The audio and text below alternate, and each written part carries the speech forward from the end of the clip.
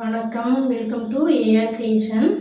இப்போ பார்க்க போகிற ரெசிபி என்னன்னு பார்த்தீங்கன்னா, பஞ்சு போல் இட்லி மொறுமொறு தோசை ஒரே மாவில் எப்படி குறைவான குவான்டிட்டியில் நான் செஞ்சு காமிச்சிருக்கேன். கண்டிப்பாக இது போல் நீங்கள் செஞ்சு பாருங்கள். ரொம்பவே சூப்பராக வரும். ஒரே மாவில் இட்லி தோசையும் சூப்பராக வரும். இப்போ தான் நம்ம சேனலை பார்க்குறீங்கன்னா சப்ஸ்கிரைப் பண்ணிக்கோங்க. வாங்க இப்போ வீடியோவில் போய் எப்படி மாவு அரைக்கிறது அப்படிங்கிறத பார்க்கலாம். வாங்க. இப்போ மாவு பார்த்திங்கன்னா அரிசி உளுந்து ஊற வச்சிடலாம். நான் 1 கிலோ அளவுக்கு அரிசி இப்போ ஊற வைக்க போகிறேன். ரேஷன் அரிசியும் கடையில் வாங்கின இட்லி அரிசியும் கலந்து ஊற வைக்க போகிறேன். இப்போ ரேஷன் அரிசி பார்த்தீங்கன்னா குண்டு அரிசி எடுத்துருக்கேன். குண்டு அரிசி சேர்த்து இந்த மாதிரி அரைக்கிறப்ப நமக்கு இட்லியும் நல்லா வரும், தோசையும் நல்லா வரும். இப்போ நம்ம இந்த அரைப்படி உலக்கில் ஒரு உலக்கு பார்த்திங்கன்னா ரேஷன் அரிசி சேர்த்துக்காங்க. கடையில் வாங்கின இட்லி அரிசி அதே உலக்கில் இது ஒரு உலக்கு, இன்னும் ஒரு கொஞ்சமாக பார்த்திங்கன்னா இது 1 கிலோவுக்கு நான் எடுத்து காமிக்கிறேன் பாருங்கள். இப்போ கடையில் வாங்கின இட்லி அரிசி ஒரு உலக்கும் பார்த்திங்கன்னா இதில் கால்படின்னு சொல்ல முடியாது, கால்படியோட கொஞ்சம் கம்மியாக இந்த அளவுக்கு நான் சேர்த்துருக்கேன். 1.25 படி கடையில் வாங்கின அரிசி. இதை பார்த்திங்கன்னா நல்லா கழுவிட்டு நல்லா அழுத்தி அரிசியை நல்லா கழுவிட்டு ஒரு 4 மணி நேரம் நம்ம ஊற வைக்கணும். இப்போ உளுந்து நம்ம அரிசி எடுத்ததுக்கு உளுந்து நம்ம சேர்த்துக்கலாம். 1 கிலோ அரிசிக்கு 200 கிராம் உளுந்து, வெள்ளை உளுந்து. இப்போ வெள்ளை உளுந்தோடு நம்ம வெந்தயம் கொஞ்சமாக சேர்த்துக்குவோம். 1 ஸ்பூன் அளவுக்கு மட்டும் உளுந்தோடையே சேர்த்துக்காங்க. உளுந்து பார்த்திங்கன்னா 1 மணி நேரம் ஊற வச்சா போதும். அரிசி பார்த்திங்கன்னா ஒரு 4 மணி நேரம் ஊற வைக்கணும். நான் இப்போ பார்த்திங்கன்னா ரெண்டையுமே ஒன்றா தான் நான் தனித்தனியாக ஊற வைக்க போகிறேன். இப்போ ரேஷன் அரிசி நம்ம நல்ல அரிசிங்கிறதுனால நல்லா அழுத்தி அரிசியை நல்லா கையிலேயே பார்த்திங்கன்னா நல்லா அழுத்தி இது போல் பிசைஞ்சிக்கங்க. அப்போ தான் அரிசியில் உள்ள அழுக்கெல்லாம் நல்லா உங்களுக்கு இந்த தண்ணியில் நல்லா வரும். ஃபஸ்ட்டு தடவை தண்ணி ஊற்றுறப்பே நல்லா இது போல் அழுத்தி அரிசியை பிசைஞ்சிக்கங்க.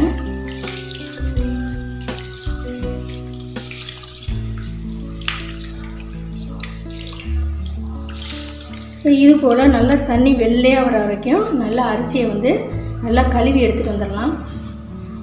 அரிசியை நல்லா கழுவிட்டேன். இந்த அளவுக்கு நல்லா வெள்ளையேன்னு நல்லா கழுவுனா தான் தண்ணி நல்லா வெள்ளையாக இருக்கணும். சுத்தமாக தான் பார்த்தா க்ளீனாக இருக்கணும், அந்த அளவுக்கு இருக்கணும். அப்படின்னா தான் உங்களுக்கு மாவு வெள்ளையாக இருக்கும், இட்லியும் வெள்ளையாக இருக்கும். இப்போ நம்ம தண்ணி சேர்த்து ஊற வச்சுக்கலாம். நல்ல தண்ணி சேர்த்து ஊற வச்சுக்கோங்க.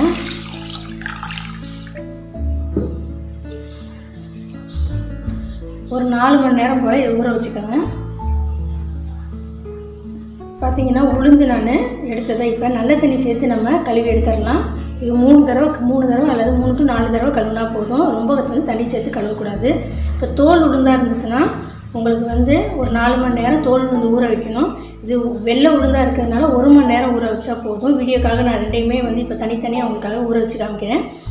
உளுந்துலேயே பார்த்திங்கன்னா வெள்ளை உளுந்து நல்லா நம்பர் 1 உளுந்து வாங்கிக்கோங்க. அப்போ தான் நல்லா உளுந்து உங்களுக்கு பொங்கி வரும். இல்லைன்னா உங்களுக்கு அந்தளவுக்கு நமக்கு பொங்கி வராது. கொஞ்சம் உளுந்து காணலேன்னு வச்சுக்கோங்களேன். அதுக்கு உளுந்து கொஞ்சம் எக்ஸ்ட்ரா நீங்கள் கொஞ்சம் இந்த அளவுக்கு கொஞ்சம் கையில் அள்ளி சேர்த்துக்கோங்க. இப்போ இதையும் நான் கழுவிட்டு வந்துடுறேன். உளுந்தையும் பார்த்திங்கன்னா நான் தண்ணி ஊற்றி ஊற வச்சுட்டேன். உளுந்தோடய நான் வெந்தயத்தை சேர்த்து ஊற வச்சுருக்கேன். ஒரு சிலர் தனியாக வெந்தயத்தை சேர்த்து ஊற வைப்பாங்க. ஒரு சிலர் பார்த்திங்கன்னா வெந்தயம் சேர்க்காமே மாவு அரைப்பாங்க. நான் வெந்தயம் சேர்த்து அரைப்பேன். அப்போ தான் உங்களுக்கு இட்லி நல்லா பஞ்சு போல் வரும், தோசையும் நல்லா பார்த்திங்கன்னா செவந்து நல்லா வரும். இப்போ ரெண்டுமே பார்த்திங்கன்னா ஒரு 4 மணி நேரம் போல் நம்ம ஊற வச்சுக்கலாம். அரிசி பார்த்திங்கன்னா நல்லா ஊறிடுச்சு. இப்போ கிரைண்டரில் நம்ம சேர்த்து அரைச்சிடலாம். ஃபஸ்ட்டு நான் அரிசியை அரைச்சிட்றேன்.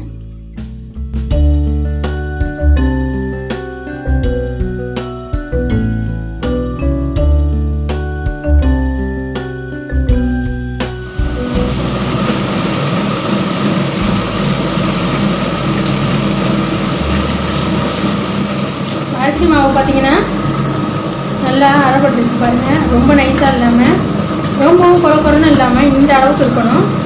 இப்போ இதை நம்ம எடுத்துடலாம்.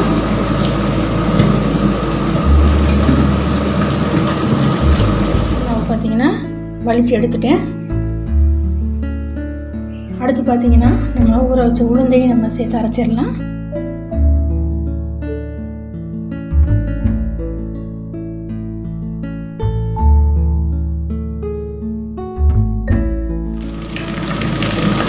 உளுந்து அரைக்கிறப்ப பார்த்திங்கன்னா கொஞ்சமாக தண்ணி தெளித்து அரைங்க. அப்போ தான் உங்களுக்கு நல்லா உளுந்து பொங்கி நல்லா வந்து வரும். ஒரேடியாக தண்ணி சேர்க்காமல் கொஞ்சம் கொஞ்சமாக நம்ம வந்து தண்ணி தெளித்து அரைக்கணும். ரொம்ப கெட்டியாகவும் உளுந்து இருக்கக்கூடாது, ரொம்பவும் தண்ணியாட்டம் இருக்கக்கூடாது.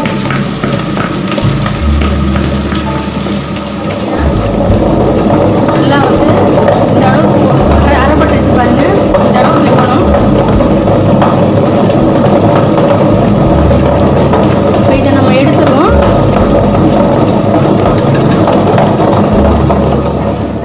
வேற ஒரு பாத்திரத்தில், பெரிய பாத்திரத்தில் நான் மாற்றி வச்சுருக்கேன். இப்போ இதை உப்பு சேர்த்து நம்ம கரைச்சிக்குவோம். இப்போ மாவுக்கு தேவையான உப்பு சேர்த்துக்குவோம். இப்போ கல் உப்பு தான் நான் சேர்க்குறேன்.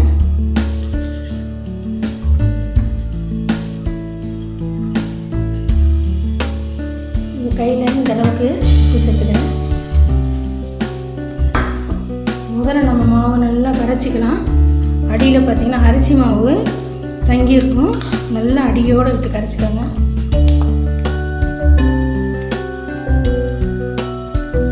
மாவு பார்த்திங்கன்னா நல்லா கரைச்சிட்டேன்.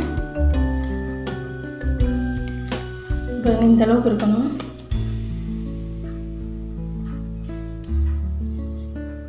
இட்லிக்கு வந்து இதை அப்படியே நம்ம புளிக்க வச்சு இட்லி ஊற்றணும். தோசைக்கு பார்த்தீங்கன்னா கொஞ்சம் தண்ணி நம்ம கலந்து தோசைக்கு நம்ம வார்த்தெடுக்கணும். இப்போ இதை மாவு கரைச்சாச்சு.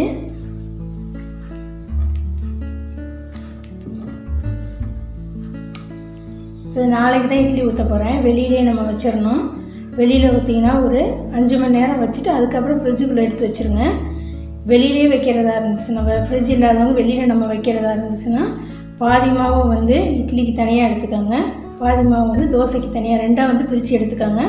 இதை நான் வந்து வெளியில் வந்து ஒரு 4 மணி நேரம் வச்சுட்டு தான் அதுக்கப்புறமேட்டு ஃப்ரிட்ஜுக்குள்ளே வச்சுவேன். மறுநாள் நம்ம வந்து இட்லி ஊற்றுறதை பார்க்கலாம்.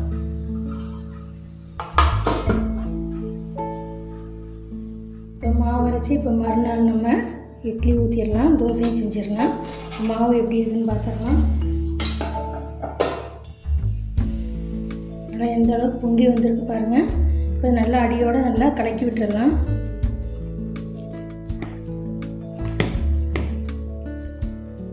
நல்லா கலந்து கொடுத்துக்கோங்க.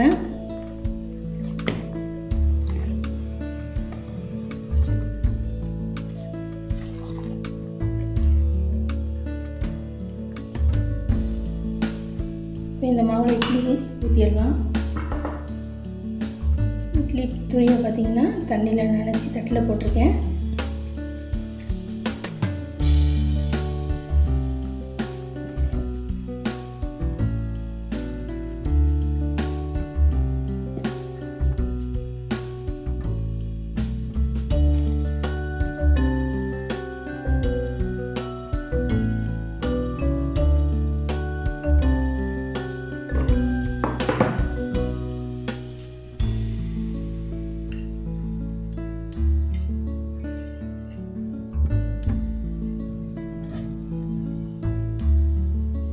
அடுப்பில் பார்த்தீங்கன்னா ஸ்டவ்வில் இந்த இட்லி பாத்திரம் வச்சு தண்ணி சேர்த்து நல்லா கொதிக்க வச்சுருக்கேன். இப்போ தண்ணி நல்லா கொதித்த பிறகு நம்ம ரெடி பண்ண தட்டில் ஊற்றி வச்ச மாவை வந்து உள்ளே சேர்த்துருங்க.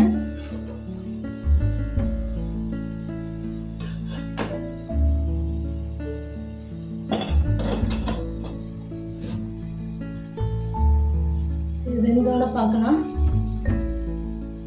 இப்போ இட்லி ஊற்றி வச்சு ஒரு 10 நிமிஷம் ஆயிடுச்சு. ஓப்பன் பண்ணிடுவோம். கொஞ்சமாக கையில் தண்ணி தொட்டு இது பாருங்கள், வெந்துருச்சு பாருங்கள், கையில் ஒட்டாமல் வரணும். அடுப்பை ஆஃப் பண்ணிவிட்டு இதை எடுத்துடலாம்.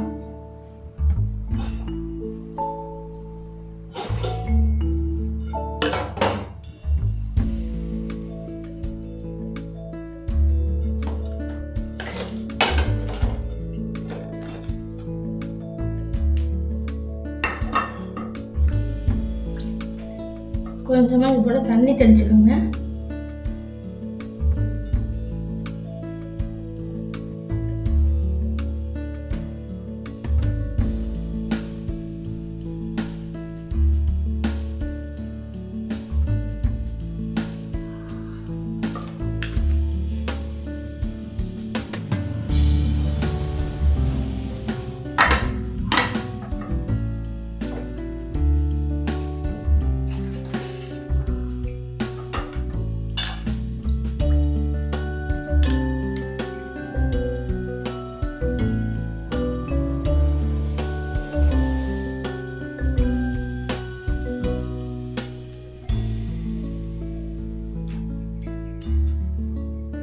சூப்பராக இட்லி குண்டு குண்டுன்னு பஞ்சு போல் வந்துருக்கு பாருங்கள்.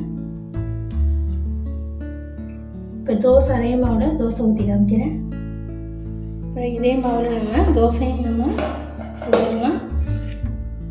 இப்போ ஒரு பாத்திரத்தில் கொஞ்சமாக மாவு எடுத்துக்கணும்.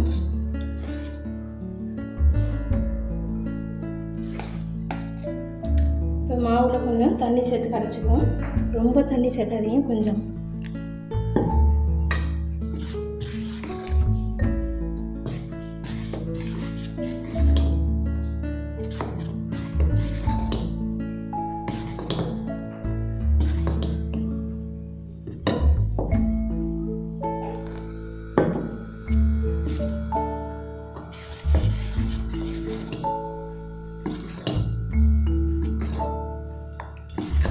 இப்போ தோசைக்கு பார்த்திங்கன்னா மாவு இந்த அளவுக்கு கரைச்சாச்சு.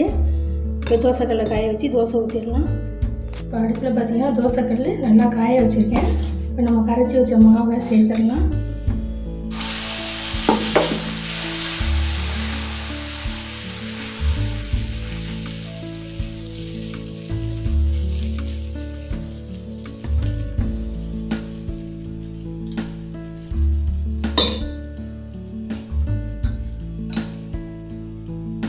நான் ஆயில் சேர்க்குறேன். ஆயிலுக்கு பதிலாக நீங்கள் நெய் கூட நீங்கள் சேர்த்துக்கோங்க.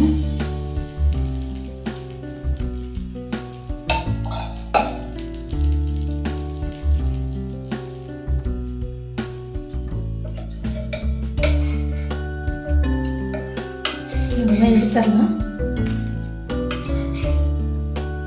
சூப்பராக தோசை வந்துருக்கு பாருங்கள்.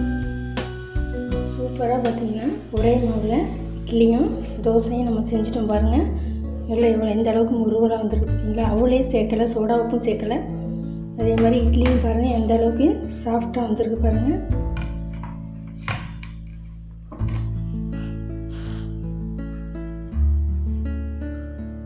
பார்த்தீங்களா எந்த அளவுக்கு சாஃப்டாக இருக்குது.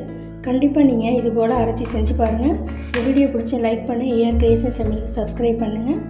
அடுத்த ரெசிபியில் பார்க்கலாம். தேங்க்ஸ் ஃபார் வாட்சிங்.